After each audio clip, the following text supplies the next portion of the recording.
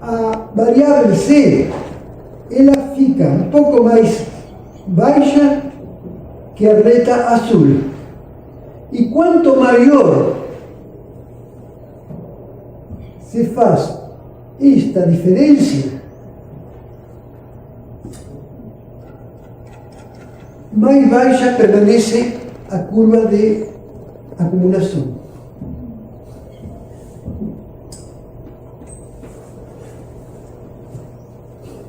Mas, qual seria o pior dos casos aqui? Um caso com o qual acredito que todos estamos de acordo, nenhum de nós quer. Qual seria o caso extremo? Seria um país no qual, por exemplo, Brasil, 199.999.999 caras não ganham nada. E o cara, o único cara, ganha todo o PIB do Brasil. Ele ganha toda a renda disponível. Como seria a representação contínua dessa curva? Vejam bem, em termos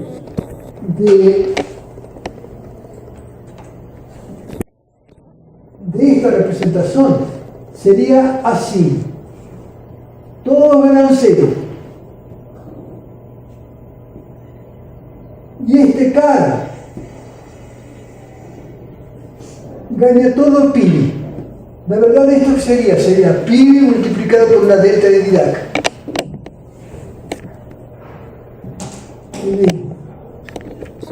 Está bien.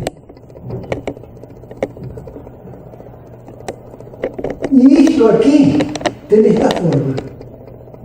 Todo zero. Isto chega bruscamente aqui. Então, nós temos aqui a renda uniforme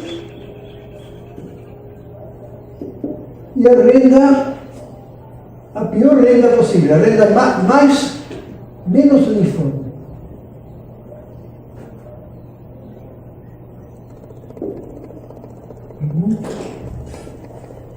Não vamos falar muito porque tem algum cara da Polícia Federal que vai começar a procurar o cara que ganha tudo isso, não é? Bom. Então,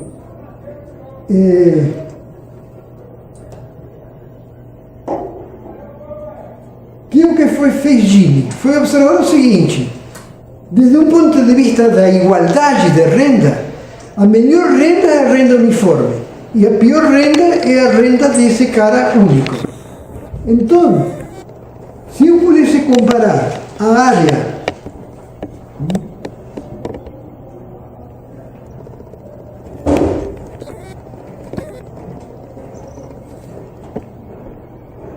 que está entre a curva azul e a curva vermelha,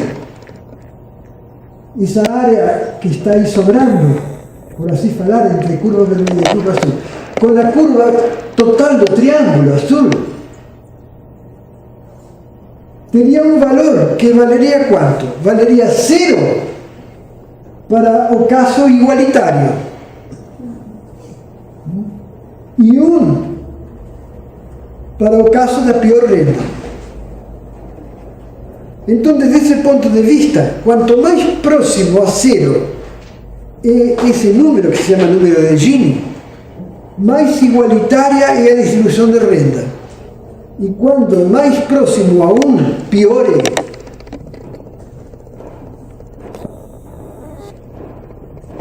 Então, por exemplo, no caso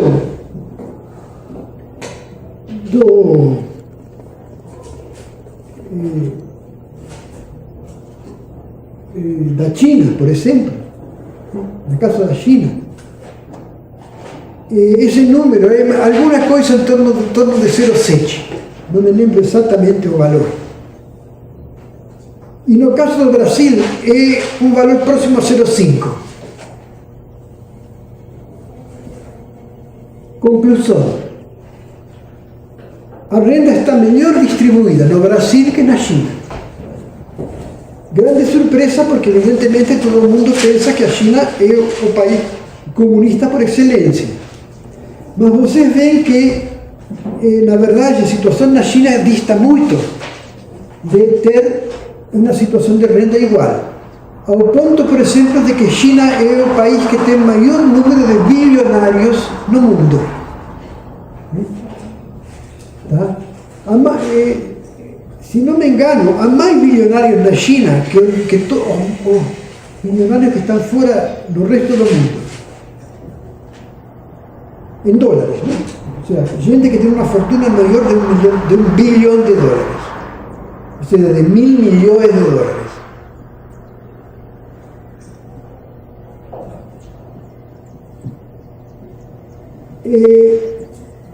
Países como Dinamarca, por exemplo, têm números de Gini de ordem de 0,2, 0,3, ou seja, são bastante igualitários. Inclusive na Suécia, por exemplo, há uma metodologia que diz que o salário mais alto não pode ser maior de 25 vezes o salário mais baixo.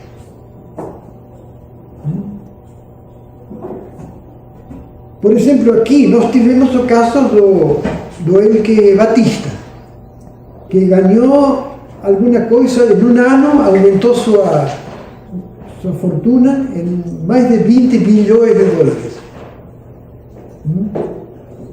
Se você comparar isso com o caso de um indivíduo que ganha salário mínimo, não é? Salário mínimo é mais ou menos $200, são $2.500 por ano. $2.500 equivale a 1 milhão tem 40 salários mínimos. E 1 bilhão tem 40 mil. Ou seja que, se não me engano, o Elke teria algo assim como 800.000 vezes o salário do cara que tem um salário mínimo. Então vocês veem qual é a diferença com relação a países que limitam isso a 25. É impensável aqui. Não é? Significaria, por exemplo, dizer o seguinte: bom, o que menos ganha é um salário mínimo, mais ou menos R$800. E o que mais ganha, então, vai ter que ser 25 vezes isso, ou seja, 25 vezes 800, seria 20.000. Então, o maior salário no Brasil deveria ser de R$20.000 por mês. Bom, já de cara isso é impossível, porque, por exemplo, o empregado público pode ganhar 27.000. Então, não funciona. E, evidentemente, há caras que ganham muito mais. Não é? Basta ver a Operação Lava Jato para entender.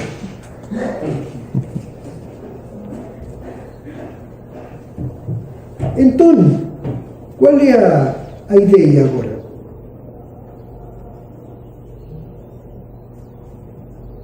Vejam bem, da mesma maneira que nós fizemos exemplos onde o acento estava colocado na produção de valor agregado pela empresa, e hoje aspectos como renda e idade não tinham maior importância. Nós temos, por exemplo, aqui situações nas quais a renda desempenha um papel importante. Pensem um pouco. Na engenharia econômica, nós fomos ensinados que era suficiente que um projeto gerasse um valor presente positivo para que esse projeto fosse aceitável. Mas há 1000 projetos que são aceitáveis, então, desde esse ponto, com essa vara de medida, são aceitáveis. Mas, por outro lado, vamos supor que que esses projetos, eu faço um ótimo projeto para uma empresa. E como resultado disso, o dono da empresa se beneficia com todo esse ganho. Evidentemente, então, que eu estou colocando dentro da curva de renda do meu país, estou colocando em um ponto que está próximo às rendas elevadas,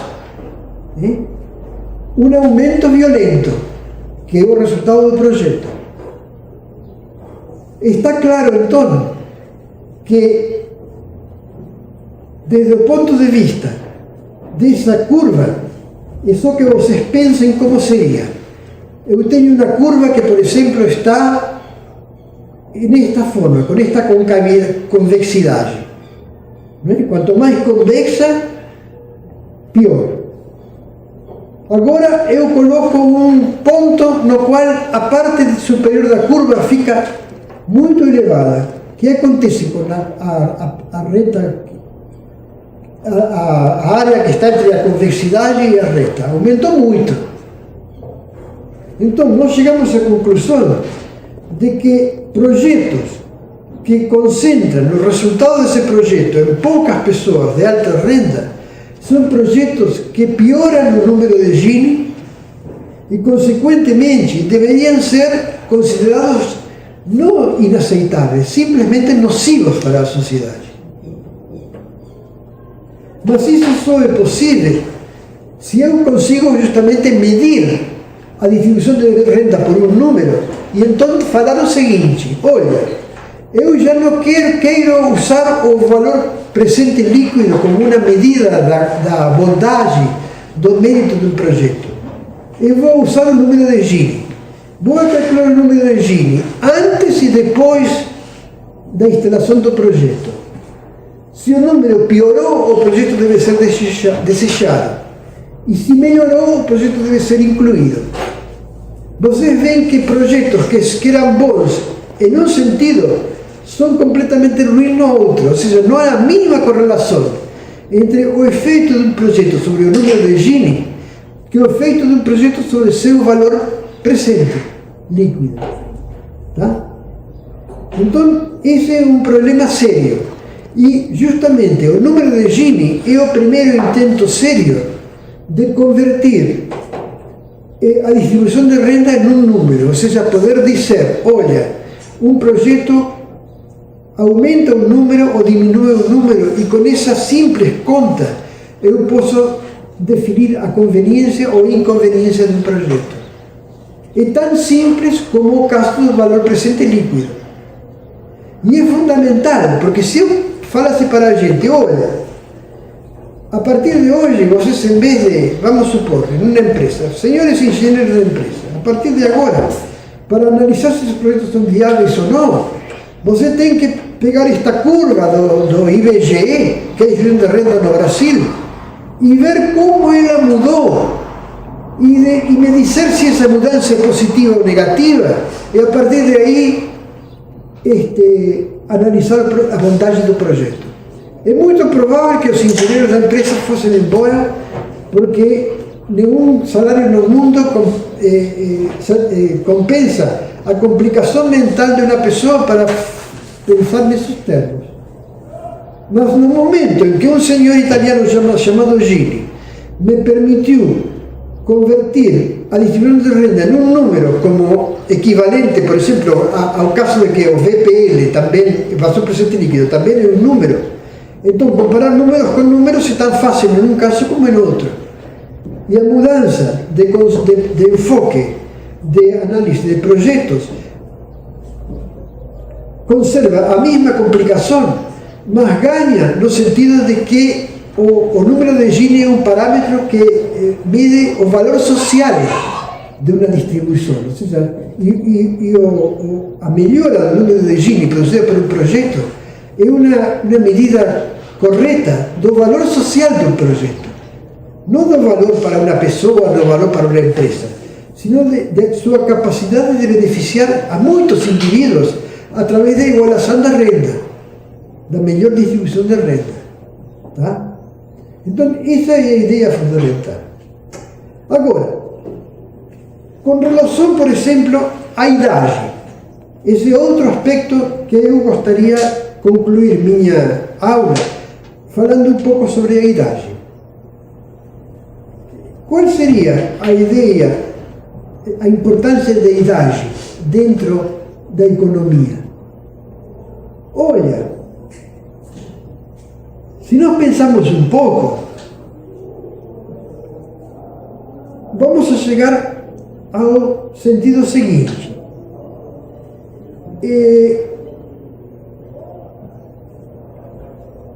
Em geral, não é? Ao longo da vida, um indivíduo, não é, está governado por dois fluxos monetários. O fluxo da sua renda, que já falamos dela, sabemos bem o que é, e outro que é o fluxo necessário para a sua vida, ou seja, suas necessidades, em termos econômicos. Quanto dinheiro ele precisa gastar para subvenir suas necessidades básicas.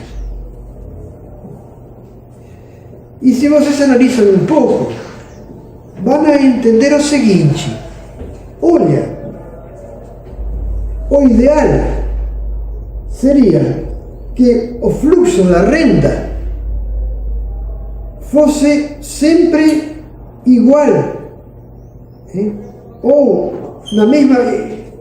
estivesse na mesma proporção que o fluxo das necessidades do indivíduo. Ou seja, que o indivíduo ganhasse tanto como necessita. Isso seria, em poucas palavras, o conceito.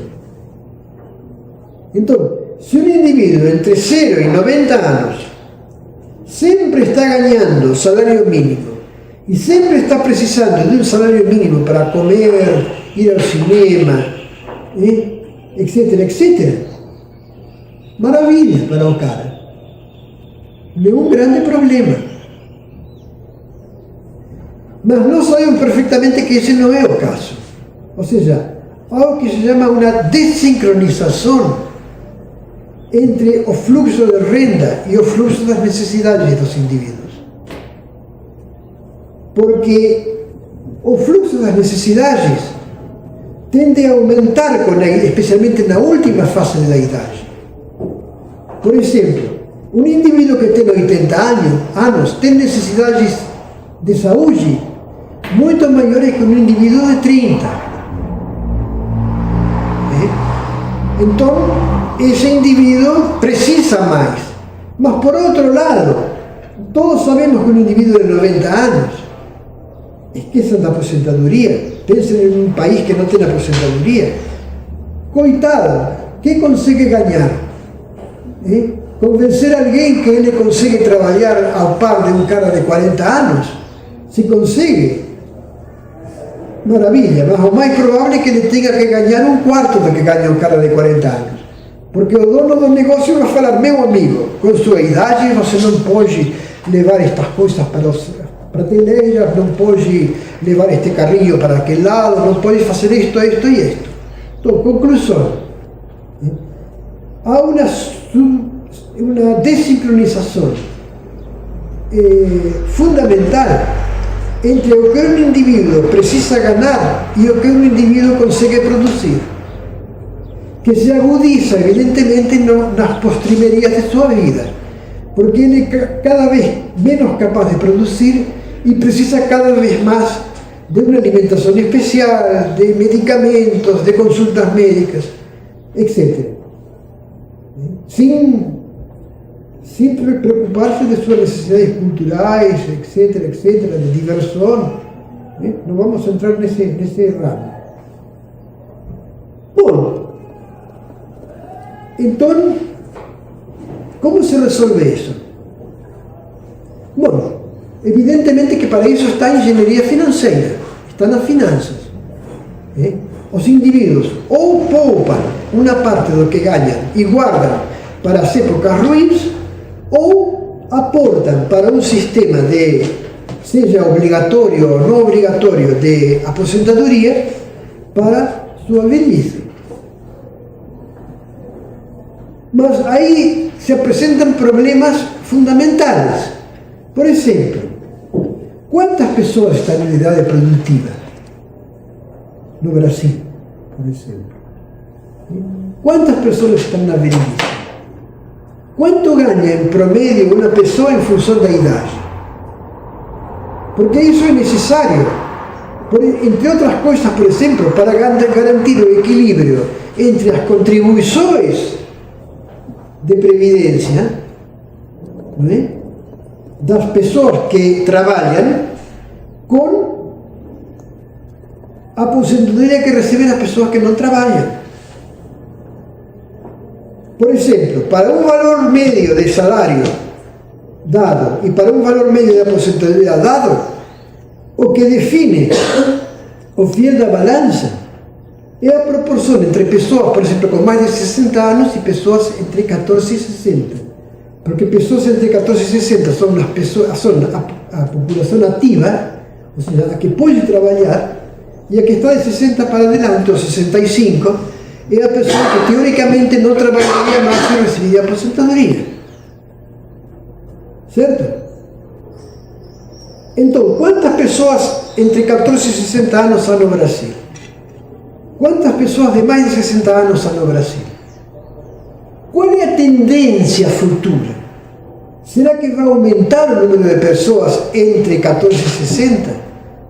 Ou diminuir? Será que vai aumentar o número de pessoas de mais de 60? Ou vai diminuir? Bom, vocês terão assistido a muitos debates hoje em dia sobre o equilíbrio de contas no INSS, para saber que o número de pessoas com mais de 60 anos aumenta. Aumentou e vai aumentar muito no Brasil. E que o número de pessoas entre 14 e 60 vai, como máximo, a se estabilizar. Então, para manter o equilíbrio entre contribuições sociais e recepções sociais, ou seja, aposentadorias, vai ter que haver alguma medida, seja diminuir o valor da aposentadoria, seja aumentar esses 60 ou 65 para um valor maior, para diminuir forçadamente o número de mais da idade de aposentadoria com aqueles que estão em menos da idade de aposentadoria. E não há como manter o equilíbrio se não se toma alguma medida dessas. Ni se sabe de onde vai sair o dinheiro para pagar.